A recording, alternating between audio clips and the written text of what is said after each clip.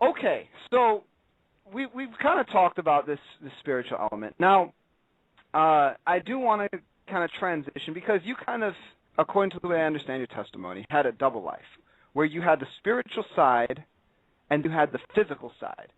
And so we've been talking about the spiritual side of your early childhood experiences. In being either as specific or as general as you want to be on this, why don't you tell us some of what was involved in the physical aspects of your life as you were being raised up from birth as a young child? Well, it's hard for me to separate the physical and the spiritual because to me they're one and the same. Okay. But I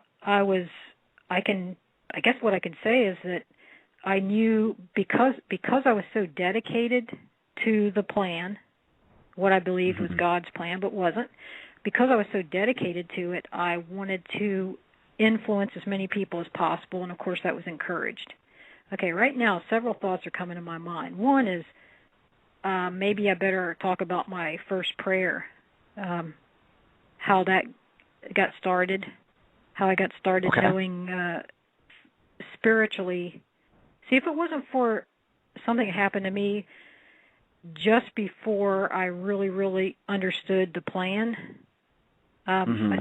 God made a point to intervene in my life, and that's the only thing that's what's kept me to this day. That's what's kept me fairly sane, I could say.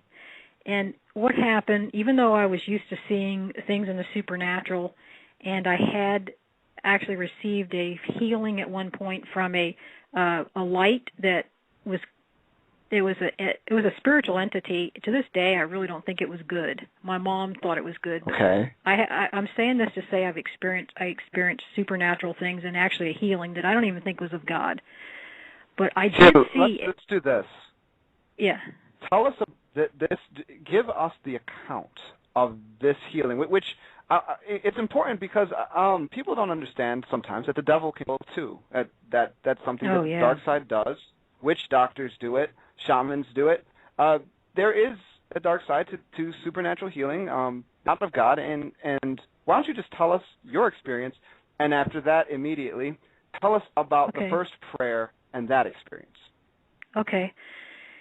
Well, it's hard for me to. When I'm talking. What happened was, I had gotten my tonsils taken out. Now, this is another interesting story I might have to talk about in detail because it's actually been, I was talking with Dr. Preston Bailey. I talk to him from time to time, and he's validated numerous things that have happened to me. He validated that the situation when I had my tonsils out was not your normal tonsillectomy and not the normal experience. And there were several other children at the same time that I knew who went through the same procedure. However, getting back to the story, I was in my grandmother's house. I was in her bed, and I had been throwing up blood. I was probably about 3 years old at this time. I just kept throwing up. I knew my mother was worried about me and my grandmother. Very, very sick. It was middle of the day, bright daylight. All right, all of a sudden through the window to my left came this huge, bright light. I mean, brighter than day. It's so bright. And it came in through the room, came and encircled me. My mother was sitting on the bed next to me. She saw the light coming in. She saw it surrounding us, and I didn't feel like it was good. I was a little bit afraid. And my mother began to get up off the bed and back out of the room. She went backwards out of the room, closed the door behind her. And I don't remember anything else after that other than the fact that I had gotten healed. So I heard years later about this. See, I never talked to my mother about that story.